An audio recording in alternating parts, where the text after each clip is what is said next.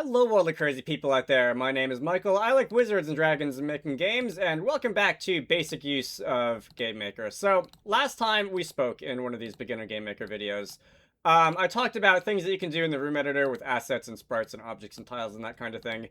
And today I'm going to take things a little bit farther when it comes to using tiles and talk about some of the more advanced features of tile sets that you can use in GameMaker.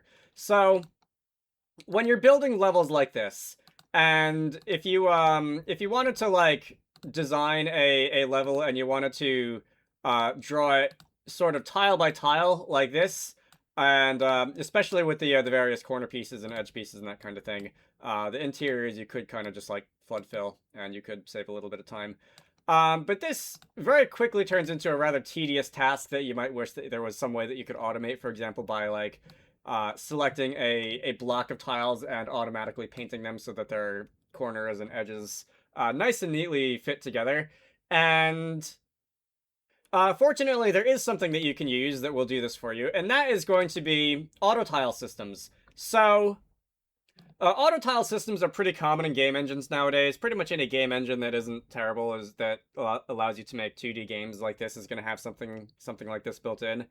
An autotile system is going to allow you to specify a particular arrangement of tiles like this, built from corners and edge pieces and intersections and that sort of thing. And it will allow you to create an autotile template, which is going to look something like this. And you can see that there are various corners and edge pieces and elbows and that kind of thing. And it will allow you to do what I just said and take a collection of tiles and sort of paint them together as a single unit.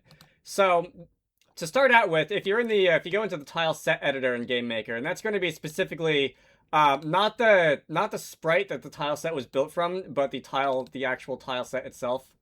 Go into the Autotiling tab down here, and that's going to open up this little bit of UI, and you will be able to select either a 16 tile set Autotile system like I did, or a 47 tile set Autotile system that looks something like this. Probably the 16 tile autotile set is more common, but if you have a tile set which has a more complicated system of like junctions and intersections and corners that can come together in different ways like this, Hey. you might want to use the 47 autotile system. I have seen both used in various places in games. Anyway, let's get started filling this out. So this tile set that I downloaded from the internet, that I've been using in these beginner GameMaker videos here, and again, I will have it linked down in the description of the video if you want to use it yourself. This tile set seems to have 2 copies of most of the like tile patterns. One of them has a semi-transparent outline around it, and one of them doesn't. That seems to be the only difference.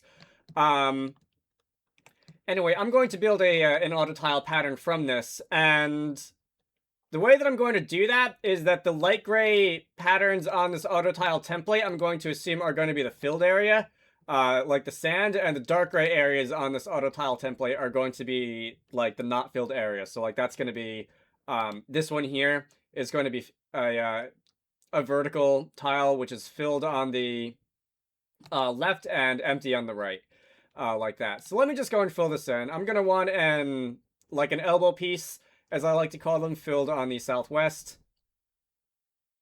That'll be this one. Elbow piece filled on the south.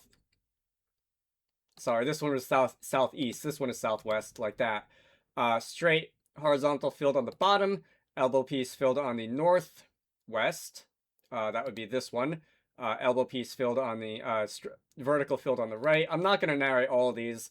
These I actually don't have a tile for in this system that I downloaded from the internet here.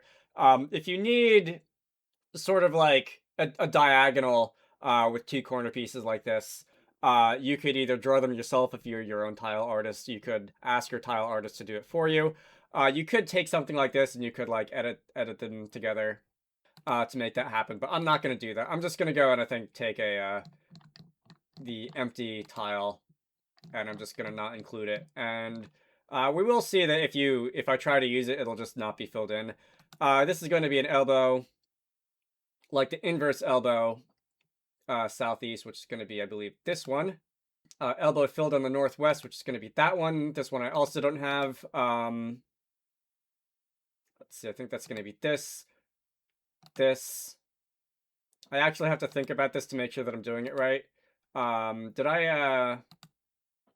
that a mistake? Oh, this one, I clicked on the wrong one. I wanted that one. All right, there we go. And this last one is going to be sort of the de facto empty tile. You probably most of the time want that to be the actual empty tile on the tile set, like this one up here, but you can fill it in with something else if you want. All right, so now that we've defined our auto tile set, we can go back to our room editor. And if you go back to the room editor and select the tile layer that you want to work on, you can go into the libraries tab. Oh, I should also probably give this a name. Oh,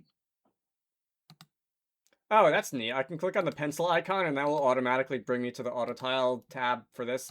Anyway, I should probably give this a name. We can go in F2 or just right click to rename that. I can call this, and this name is just for use in the IDE. You can't access this through code or anything like that.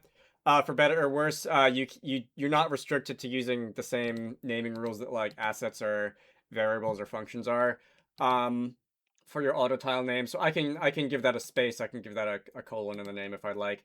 Anyway, when I select that, if I were to start using that as a paintbrush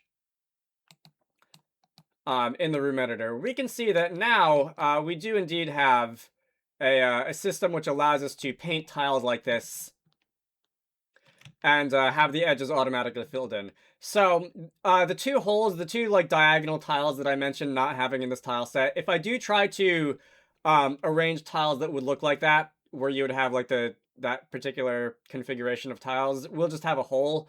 You could, if you'd like, you can like fill that in with like one of the center tiles or something like that, and then you kind of have the opposite problem where it would actually, that's not bad.